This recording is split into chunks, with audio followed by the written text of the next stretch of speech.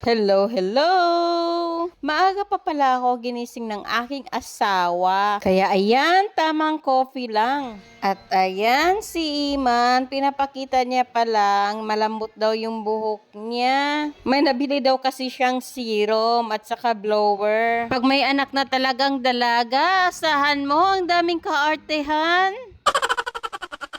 Kaya pala ako ginising ng aking asawa kasi nga uutusan niya pala ako magluluto. Kaya ayan, syempre, before ako magluto, pinunasan ko muna yung paglulutuan natin. At least, kung may mahulog, pwede pa nating kunin.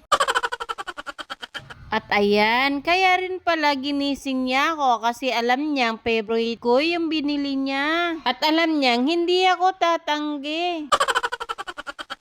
At hindi nga siya nagkamali. Puno nakita ko nga yung isda na nabili niya. Yan nga, nagka-energy ako kahit yung lasing-lasing pa ako sa tulog.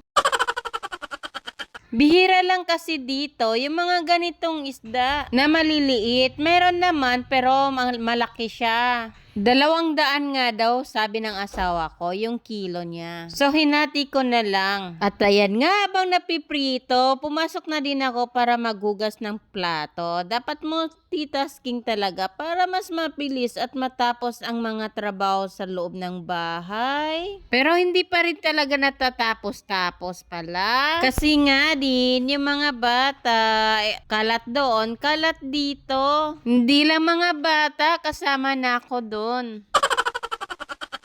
Hindi lang din pala prito ang niluto ko. Gumawa din ako ng kilawin, pero mga ilang piraso lang yata. Parang mga dwarf lang yata yung kakain.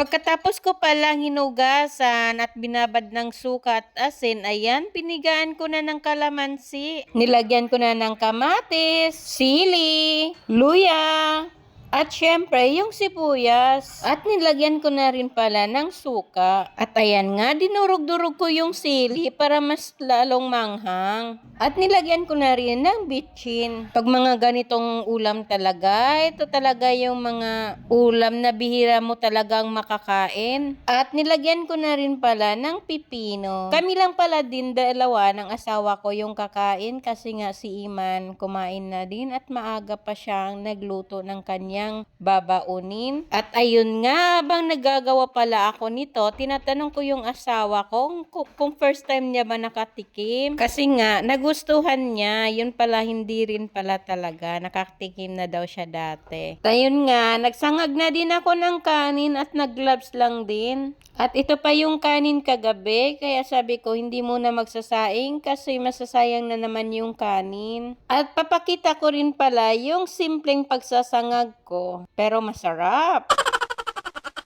Siyempre, nagdurog lang ako ng 2 bawang. Tapos, ginisa ko na yung bawang. Yung ginamit ko pala mantika, yun lang yung pinagprituhan ng isda. Siyempre, isda rin naman ang ulam natin, kaya walang problema. Para pala mas malasa, dapat yung bawang mo is brown na brown talaga siya bago ilagay yung kanin para at least mas mabango at masarap. At siyempre, dapat low fire lang pag nagigisa ng bawang para hindi masunog. At ayan nga, dinurog-durog ko kasi nga yung pagkasaing ng asawa ko matubig yata kaya malagkit. Nilagyan ko na ng konting asin at syempre yan talaga yung pampasarap, magic sarap. At ayan, okay na yan. O diba, ganun lang talaga kasimple. At ayan, kain na tayo guys. Ayan na masarap. Pati ulo. Ano na ito daw? Magaling ko talaga, pati ulo, nakakain ko. Masarap na. Mas malasa.